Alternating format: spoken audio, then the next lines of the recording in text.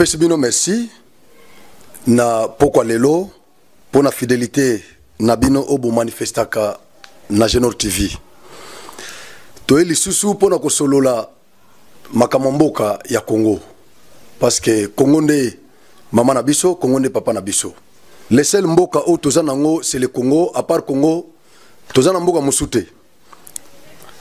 Amérique na France basengi na ba belligérant o baza ko s'affronter na mabele na biso ya Congo, en l'occurrence Rwanda na Congo ou bien M23 na force armées na biso batika kobunda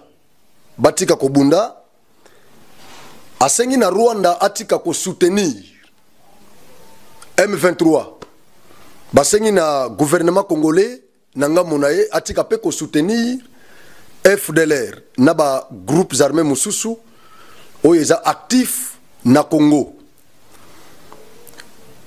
Ntoko mekempe ko aborder question wana toko kota nango na muzindo parce que j'estime qu'il y a l'anguille sous roche. Il y a quelque chose qui ne va pas. Kalate awa ba vidéo nezali on a nango za na Kinyarwanda na tindela ki ngonde komoko o batindelinga yango ngape na zongisa ngo na Rwanda epande komoko amekempe ko olimbolela ngai makambo bazoloba siriellement keza solo de kwa limbolelinga makambo wana a confirmé keza penza solo parlement rwandais asengi gouvernement rwandais ba soutenir M23 bacha ba moyens nyoso financiers en jeu pour soutenir M23 pour que ba renverser régime ya Félix parce que ba estimer que régime ya Tshisekedi et qu'on permettre bango pour atteindre objectif na bango na Congo te. Alors ils tiennent mordicus que régime o ya Félix est à la renverser pour que ba ema na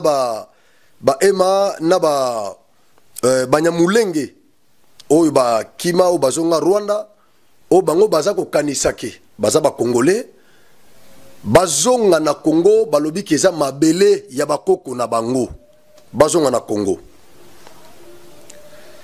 Toko aborder question wana ancien secrétaire ya état américain Herman Cohen nenga beta ka ba plan na ye abeti loko moko lisusu sur Félix Antoine Tshisekedi ameki ko décrire politique ya Félix ba stratégie ya Félix. Je crois toko aborder moi ba question wana mais nako senga na bande konyo so bazolanda biso bomeka bosunga biso na ko partager partager lien émission et puis bo aimer vidéo bino so bazolanda biso bo aimer vidéo tolandi biso nyonso na RTNC investiture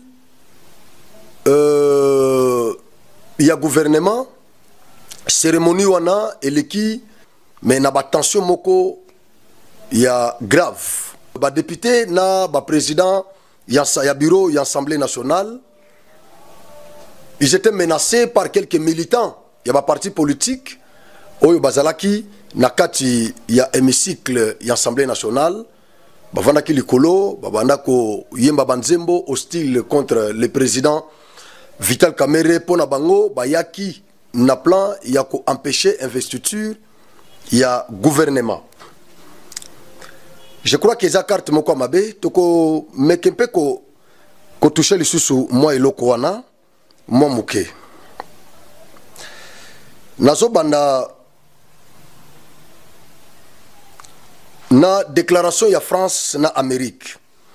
La France et les États-Unis appellent tous les belligérants en RDC à cesser immédiatement les hostilités, demandent au Rwanda de se retirer et de cesser de soutenir, de cesser son soutien au mouvement du M23 et à la RDC de cesser toute collaboration avec les FDLR et d'autres groupes armés et à l'ensemble des parties prenantes de respecter les droits internationaux humanitaires. D'autres groupes armés, nakati wana pe bacheba wazalendo, bacheba wana kati ya d'autres groupes armés. Et pourtant, biso aussi to assemblée oyo leka, le parlement oyo otiko leka, ba voter la kibiso loi oyo eza ko reconnaître ba groupes armés nyonso actifs oyo ba congolais ba étrangers. Ba groupe o bango ba considérer que ça ba groupe négatif o biso nyos to bango considérer que ça négatif nakati na bango tozana ba congolais bana mboka oyo bazwaki décision ya komi protéger les ba village ba territoire na bango parce qu'à l'époque ba estimaki que gouvernement o ezaki en place ezalaki en connivence na ba adversaire na biso bato banda koya ko seme panique hécatombe na Congo. Alors bazaki en connivence prévenait que Mamadou Ndala akufa ndenge nini, général Bunja Mabe akufa ndenge nini, na moment o bazo tia pression na ba groupes armés étrangers o ezalaki opérationnel et pas na biso ba généraux wana ba officiers militaires wana ba vrai congolais de père et de mère o bazaki sur le point ya kokota tina Rwanda baboma bango Bunja Mabe na Mamadou Ndala ba ilmina bango. Toyoka témoignage à l'époque que Bunja Mabe akomaki prêt ya kokota tina Rwanda mbala moko azui appel na Kisasa ba yebisiye ba cesser le feu mbala moko na ko cesser le feu nde ba éliminer. Mamadou Ndala c'est encore la même chose. Nasaki na Kalemi na yoka témoignage wana parce que Mamadou Ndala azalaki commandant ya forces armées ya Kalemi à l'époque avant découpage. Avant découpage ezaki nanu ezaki district avant découpage. Alors j'étais à Kalemi ba raconter la histoire ya Mamadou Ndala tina ndenga kena ko kufa. Ba raconter la histoire. Et donc à l'époque ba dirigeants au bazaki na pouvoir comme ils étaient en connivence na agresseurs. Voilà pourquoi ba autochtones ba jeunes garçons il y a ba territoire ozaki trop menacé ba lobaki non tokoti kala kidi ba boité tokoti kala kimiate pendant que ba parents na biso basi na biso bana na biso baza ko boma baza ko violer na ba parents na biso baza ko liesa biso misuni ya basi na biso na ba mama na biso tokoti kala boité ba mi komisi pe ba paramilitaire ba koti pe nager ni tete bango résistance na bango bambo kebele ndese kenda déjà na Rwanda mais à cause de la résistance na bango na moment wana yango moni ba ennemi o banda koya tango bazo ya FARDC infiltré affaibli na ba brassage na ba mixage moyen ba faire face et ça l'a quitté parce que plan yo sur RDC ils ont déjà découvert na ba adversaire. Voilà pourquoi bande kunabiso ba maimai ba o tozo benga lelo ba wazalendo bango nyoso wana ba telemaki likolo ba bino parce que la carte na bango ba infiltré pena bazala kité ba yebana ki bango moko ba yebani ki o yaza mutombo ka tel o yaza ya famille tel ba yebani yango moni ba baraki route na ba adversaire nyoso wana et simba kité. Félix prend le pouvoir. Félix alobi non, nous devons récompenser Bandekoyo parce que c'est à cause de ba militants oyo ba paramilitaires oyo nde ba territoire na biso mususu ezana nous congolais tilelo ba prendre loi oyo et reconnaître bandeko wana nyonso ba maimai nyonso ba groupes armés nyonso congolais ba reconnaître bango lokola ba réserviste ya armée nationale comme ça ba koki kobunda aux côtés ya FARDC pour na ko défendre intégrité territoriale. Oba banda ko sala illégalement. Lelo bako ko sala ngo légalement. Félix abengi bango ba héros vivants. Lelo batu nyonso baza ba wazalendo. Lelo ba média wazalendo ezali, ba groupe WhatsApp wazalendo ezali. Ba journaliste wazalendo lelo baza. Et donc, parce que tu vas comprendre si ko lit ya bandeko wana ki babanda ko bunda no pona minéré. Bangonde babanda ko bomate na kati na bango ba infiltrer bazalaki. Mais Nations Unies, France et Amérique bazozo audace ya kosenga na gouvernement congolais batika ba hostilité. Donc armée congolaise na M23 soutenu par l'armée rwandaise batika ba affrontement batika Kobunda Rwanda ACC soutien na union so na M23 gouvernement congolais ACC peut collaborer na ba FDLR. Mais question ya ba FDLR tosto lobango déjà bandeko ba représentant na biso na Conseil de sécurité des Nations Unies. Mais basi baloba basenga déjà na Nations Unies pour organiser retour ya ba FDLR oyo ba yake pa na biso na refoulement na génocide ya Rwanda nde ba mi retrouver na Congo. Alors le gouvernement congolais est prêt pour organiser rapatriement ya ba FDLR oyo baso nga Rwanda parce que ce ne sont pas des Congolais.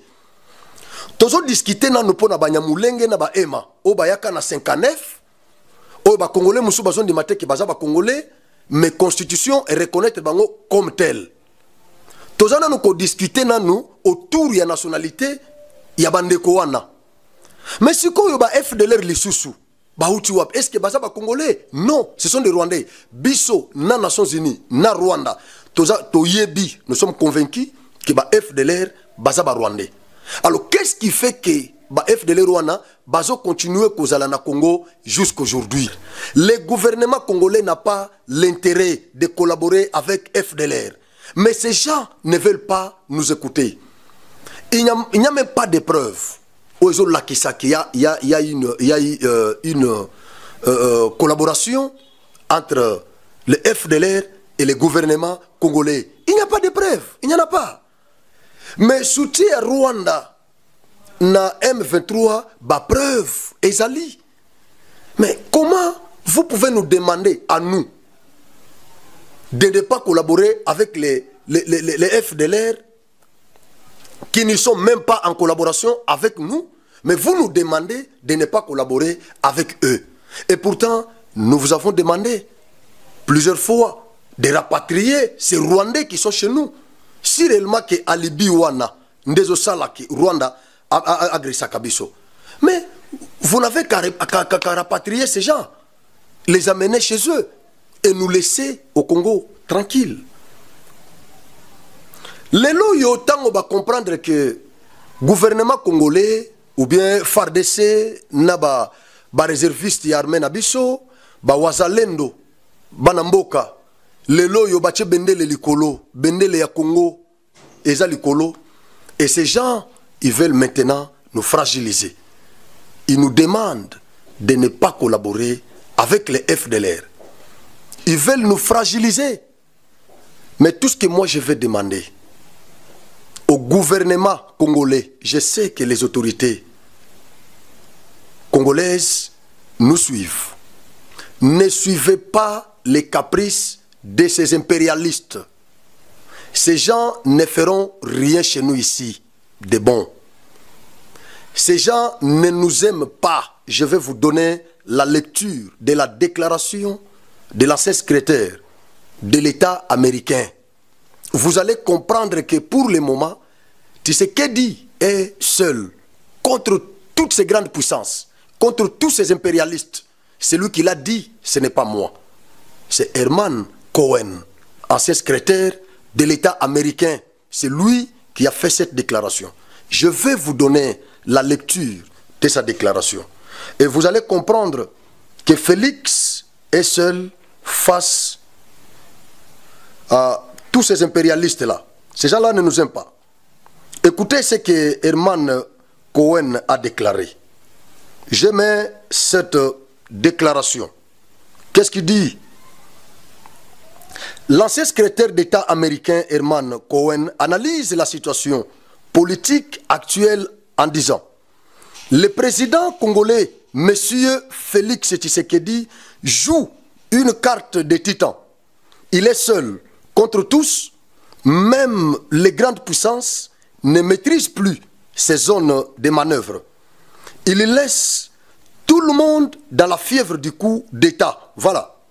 Mais l'homme a sa carte ailleurs. Alors Kigali doit faire attention. Car la diplomatie de M. Félix Tshisekedi est en train de produire des fruits presque partout avec une grande vitesse. La chute de l'empire Kagame s'annonce très mal. Il faut bien voir,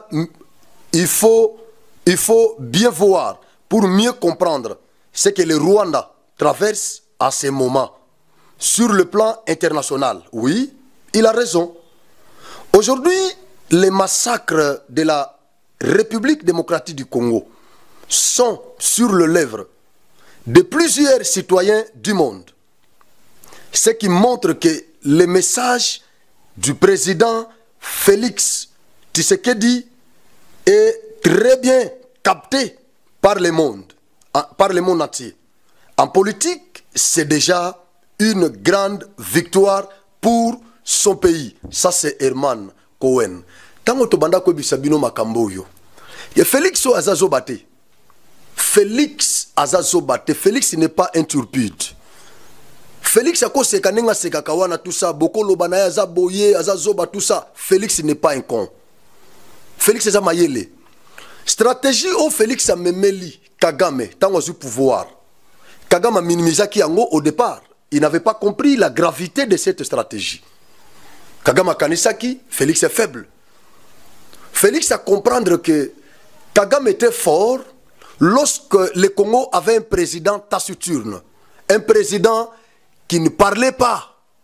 Un président qui ne dénonçait pas les massacres que les Rwandais nous faisaient. Et aujourd'hui, pour que le Rwanda soit affaibli, pour que Kagame soit affaibli, pour que son régime soit affaibli, je dois le dénoncer partout, même devant deux personnes. Je dois dénoncer Kagame. C'est ce que Félix a fait. La première des choses, il s'était fait ami à Kagame. Les opposants congolais l'avaient condamné, l'avaient traité de marionnettes, de patins, de placebo, de proxy. Mais ils ne comprenaient pas les stratagèmes de Bwento. Et aujourd'hui, ils ont compris que Félix est dur, plus que même Kabila. Il est dur plus que Kabila. Le fait pour Félix de boycotter la vidéoconférence, il y a un chef d'État, il y a EAC.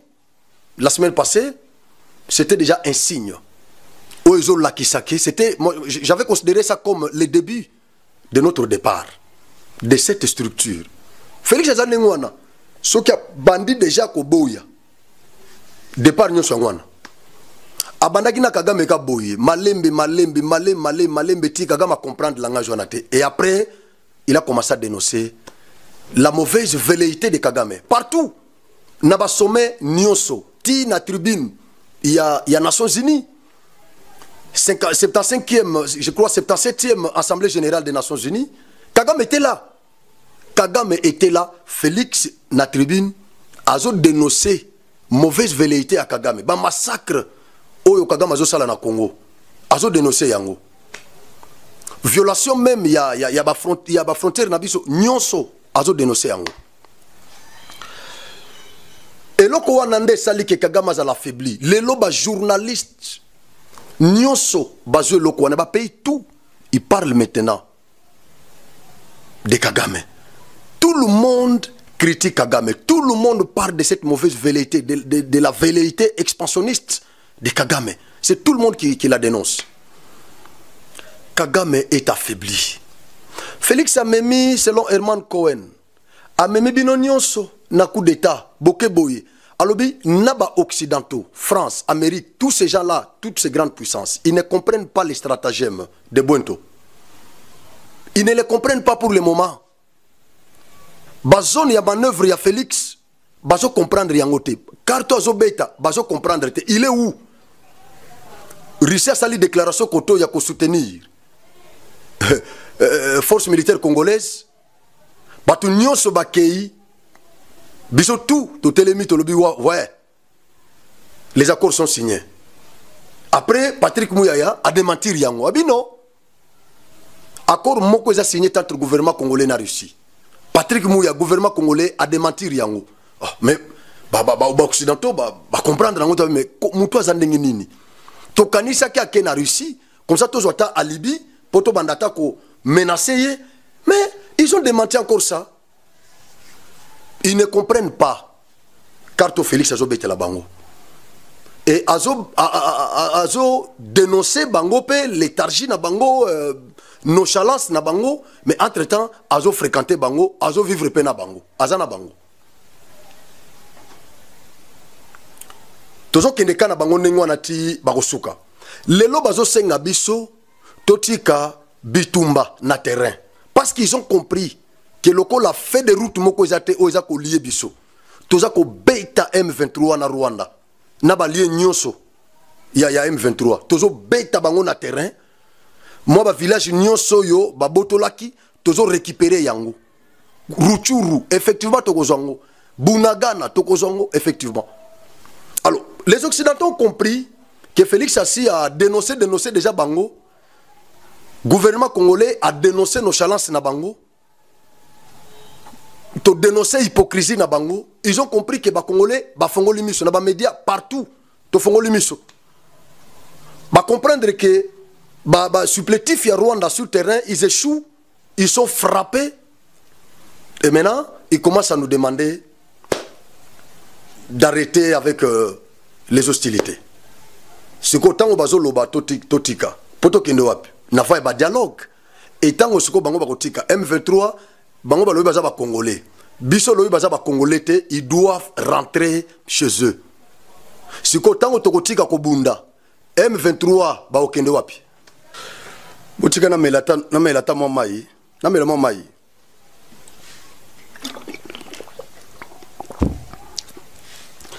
Alors bazolinga siko ba fragiliser biso comme ça tant que tokotika bazo ataya ko renforcer les sous M23 pour bazonge la biso les sous na batak.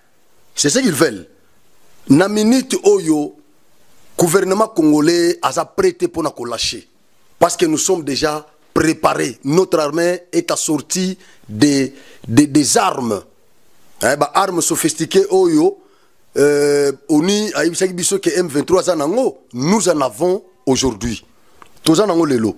Ba drone o tozanango ba CH4B. Ils ont ravagé ma baie. Ils ont ravagé ma baie. Ils ont ravagé ma baie. Nathan la bino complot au parlement rwandais. Bazo c'est la biso. Parce que malgré tout ça, j'ai comme l'impression que Kagame ne recule pas. Kagame ne veut pas lâcher. Malgré bah échec diplomatique, militaire, économique, politique, tout ça, mais il ne veut pas lâcher. Il ne veut pas lâcher. Il ne veut pas lâcher. Écoutez ce qui se passe au Rwanda. Le Parlement rwandais vient de demander à son gouvernement de soutenir les M23 d'une manière claire, afin de renverser les pouvoirs de Kinshasa, ainsi permettre à leurs frères et sœurs, Tutsi congolais, précisément les Bahema, Anituri et les Banyamulenge au nord Kivu, de retourner en RDC la terre de leurs ancêtres. La terre de leurs ancêtres. Ça, c'est ce qui m'a offusqué. C'est ce qui m'a offusqué. J'arrive pas à comprendre. Bandeko yo bayaki pa na biso, lo ya liboso bayaki na 59. Na premier génocide ya Rwanda. Loko l'indépendance ekutaki bango awa. Banyamulenge wana, ba ema tout ça. Constitution otoza nango ya ba belligérant. Constitution ya Sen City. epesa bango nationalité parce que Mobutu apesaka bango nationalité sous influence ya Bisengimana. Après Mobutu a conscience abotolaki bango nationalité wana. Ils étaient ici sans nationalité. Ils étaient considérés comme des réfugiés rwandais au Congo. Mais tant que famille Kabila, Bengani Mobutu, bazu pouvoir par un coup d'état, Moussa Koufi, Joseph Kabila a eu pouvoir. Le Congo qui divisé tout ça. Alors, Nations Unies, Kaka, Conseil de sécurité Oyo. Bangonde ba influence qui le régime pour dialoguer na ba rebelle wana ba rebelle o bazaki na zamba tout ça ba tu RCD MLC nyoso bazaki na bazamba tout ça pour ça la gouvernement d'union nationale. Ba Rwandais ba profiter ba kota na kati tout ça nenge tozo bango awa lisusu. Alors na basis na bango ya Sen City yangonde ba résolution ya dialogue wana ya Sen City ba résolution nango nde eservoir Sénat na biso ya période wana ko élaborer ou ko édicter constitution otoza nango lelo na kati ya constitution oyo nde bazongi sela bandeko wana ba emana banyamulenge nationalité congolaise. Parce que constitution est prévoir nationalité d'origine, na nationalité d'acquisition, article 10 et 11. Il y a constitution tout ça nango. Bango siko bakoti bango na nationalité d'origine et pourtant il fallait qu'il base la na nationalité d'acquisition. Oyo ba sénégalais, ba malien, ba koki koya ko solliciter nationalité na biso. Mais ba vrai congolais nde ba o bazana nationalité d'origine ba de père et de mère ba o ba botami awa abotami ta libanda mais tata congolais mama congolais. Alors nakati ya ba national nakati ya nationalité d'origine nde ba insera banyamulenge. Pourquoi? Parce que constitution lobby mwana nyonso oya za ressortissant ya tribu moko oyo indépendance ekuta na Congo aza congolais. C'est comme ça que bandeko wana ba me retrouver na nationalité d'origine parce que tribu na bango ya batutsi wana indépendance ekuta yango na Congo bazalaki yao. Et pourtant bakimaki Rwanda na 59. Est-ce que na 1885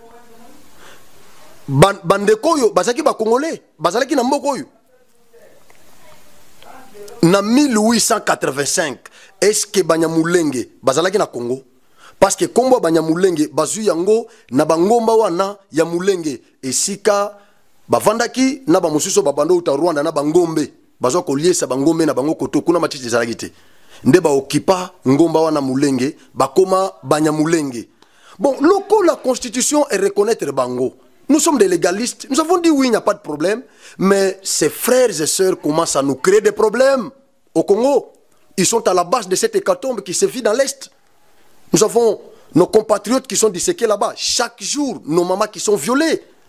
Mais c'est Banyamulenge qui sont à la base.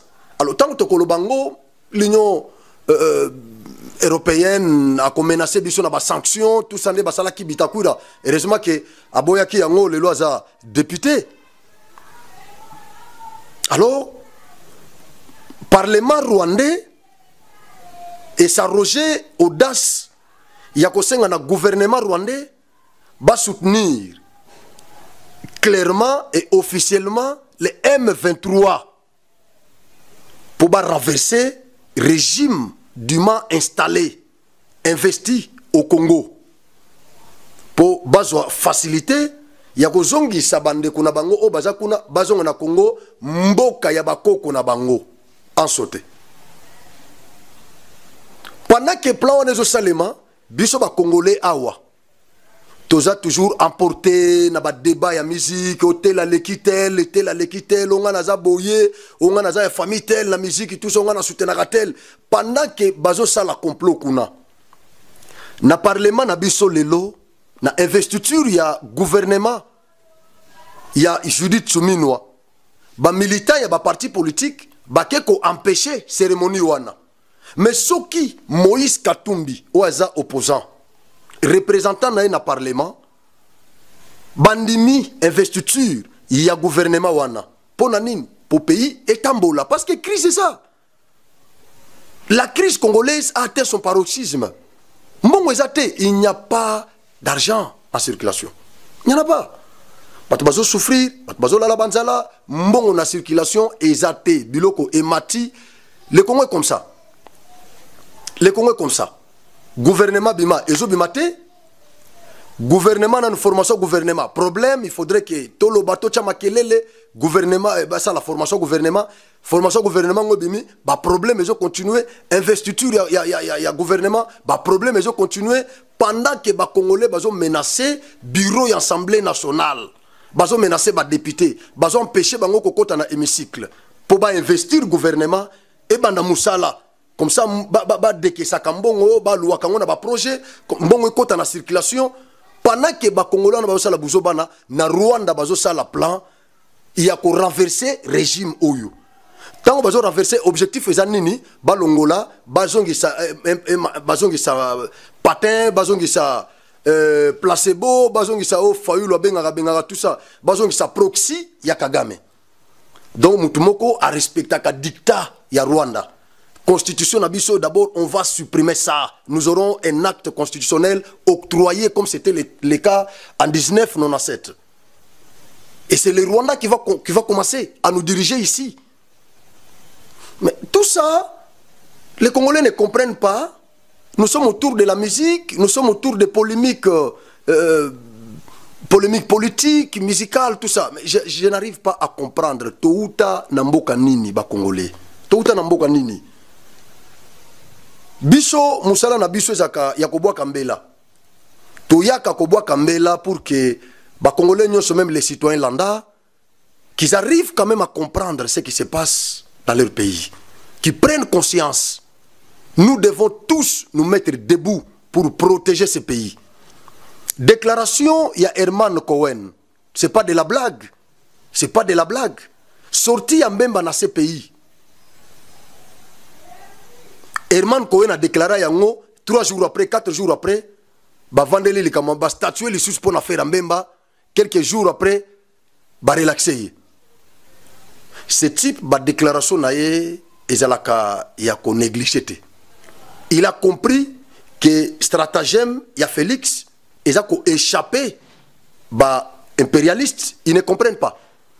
Bazongi siko ba commencer na biso, toti kabitumba, ba distraire biso, ba fragiliser les sous armées na biso, comme ça ba renforcer on a notre temps ya ko renforcer les sous armées rwandaises parce que ba kuna pe ba kufie belé. Ba kufi kuna matanga za kuna chaque jour ti Kagame ke musika apekisi bango matanga na Rwanda. Alors tout ba distraction bande kunangai to prendre conscience mboka Congo eza mboka oba koko na biso batikela biso mboka tata Lumumba tata Tshisekedi tata Mobutu Kondo Simo Kimbangu eza mboka o bango batikela biso tozana mboka mosusu te toza ba congolais tobotama ba congolais tokokufa ba congolais totika polémique ya pamba onga na za protel tozala ba pro Congo mboka oyo bazako enviango na bande bato belé biso zawa tozaka ko sauter polémique ya pamba tout ça ko finga na babiloko ndengwana et entre temps makamozo gende bien te Félix Azo Bundame il est seul Herman Cohen a lobby il est seul contre tous nous devons fédérer nos hommes derrière cet homme pour protéger notre pays et défendre l'intégrité territoriale. Je crois que ça sera une bonne chose. Merci. Nzamba Pambola Bino, Nzamba Pambola Congo, Nzamba Pambola ba dirigeant nyonso ya miibite. Nako Pambola jamais ba dirigeant miibi. Ba dirigeant nyonso o bazako bunda neti biso pour na intérêt ya Congo mais ba miibi te justice elanda bango o bazo nyoko la population biloko mati mbongo na circulation ezate mais na ba banque bazana ba millions ba mbongo musu ba kundia na mabele na bandako na bango non justice elanda bango. Merci na pesi merci na équipe technique qui vous a chapeauté na stani merci na bino nyoso.